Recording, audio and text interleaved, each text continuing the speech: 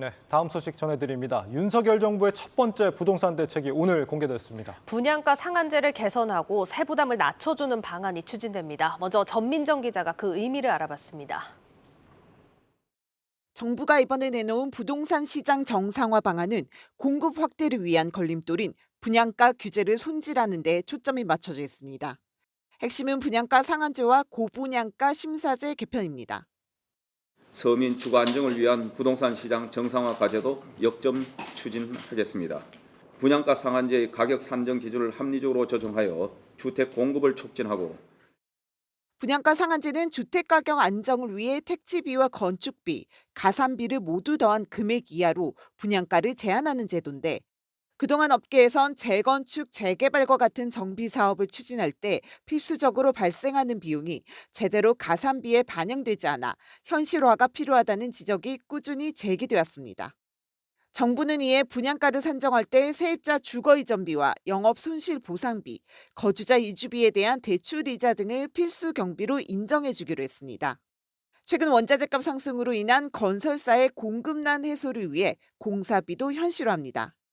2008년 이후 그대로인 자재 가격 조정 항목을 현재 많이 사용하는 품목으로 바꾸고 철근과 레미콘과 같은 주요 자재 가격이 합쳐서 15% 이상 오를 경우 정기 고시를 한 지 3개월이 지나지 않아도 조정할 수 있도록 할 계획입니다. 분양가 상한제 적용 지역 외에서 시행되는 고분양가 심사제 역시 비슷하게 바뀝니다. 앞으론 건자재 가격이 급등하면 그 상승분 일부를 분양가에 가산하고 시세 비교에 필요한 단지를 선정할 때도 그 기준이 준공 20년 이내에서 10년 이내로 낮아져 분양가가 합리적으로 산정될 수 있게 됩니다.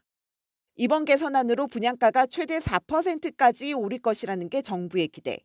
건설사의 부담이 줄어 그간 미뤄졌던 도심 지역의 분양 물량도 하반기엔 쏟아질 것이란 관측입니다.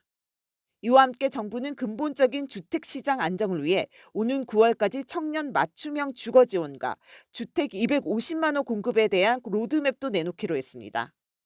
청년들이 선호하는 GTX 환승 가능 지역, 3기 신도시의 자족 용지 인근 등 교통이 편리하고 일자리가 풍부한 입지에 진입 장벽을 낮춘 청년주택 공급 계획을 마련하여서 연내에 첫 공급에 착수하도록 하겠습니다. 세제 정상화 차원에선 종합부동산세 부담도 낮춥니다. 1세대 1주택자가 6억 원 아래 상속주택이나 지방주택을 추가로 보유하게 되더라도 또 규제 지역에서 일시적으로 2주택자가 되더라도 종부세상 1주택자 혜택을 유지할 수 있도록 할 방침입니다. 세율 인하와 같은 근본적인 종부세 개편안은 다음 달 세법 개정안을 통해 공개됩니다. 한국경제TV 전민정입니다.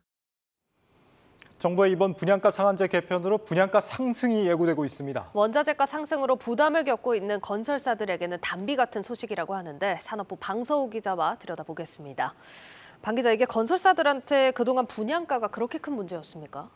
네, 일단 이제 건설사들은 굉장히 이번 분양가 상한제 개편으로 좀 숨통이 트였다는 그런 반응을 보였습니다. 예. 일단 건설사별로 다르지만 이제 주택 사업이 이제 실적에서 차지하는 비중이 한 평균 60% 정도 되거든요. 예. 그래서 이제 각종 비용을 좀 분양가에 전가시키는 구조로 분양가 상한제가 개편되면서 주택 공급에 보다 우호적인 환경이 조성된 겁니다.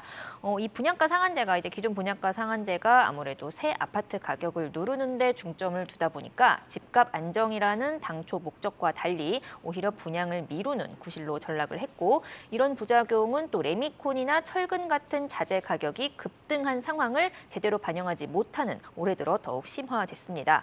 이렇게 대형 사업지 분양이 좀 밀리면서 올해 상반기 서울에서만 아파트 분양 물량이 전년 동기 대비 한 40% 정도 감소했습니다. 예를 들어 뭐 가까운 예를 들어봐도 좀 이제 둔촌주공 예. 재건축 사업 있죠. 이것도 이제 표면적으로는 뭐 조합과 이제 시공단의 공사비 갈등이지만 그 이면에는 좀 분양가 상한제를 피하기 위해서 분양을 미루다가 이런 문제가 생긴 겁니다. 예. 따라서 이제 분양가 상한제와 좀 이제 고분양가 심사제 적용 지역이 좀 이제 민간 택지를 기준으로 전국에 한 500곳, 사실상 전국 대부분의 지역에 해당되는 만큼 좀 이번 대책으로 인해서 끊기다시피 한 주택 공급이 촉진될 것이라는 해석이 지배적입니다. 지금 같은 경우는 이제 이자 부담 때문에 부동산 시장이 좀 다소 침체되는 국면 아닙니까? 이런 상황에서 분양가가 오른다, 미분양으로 이어질 수 있다, 이런 우려도 가능할 것 같은데요. 이 미분양이라는 게 좀 대체로 새 아파트 분양가가 좀 기존 주택 가격 대비 큰 경쟁력이 없을 때 발생하는 문제입니다. 네. 그런 의미에서 이번 대책으로 미분양이 발생할 만큼 좀 분양가가 크게 치솟지는 않을 것이라는 게 업계의 중론입니다.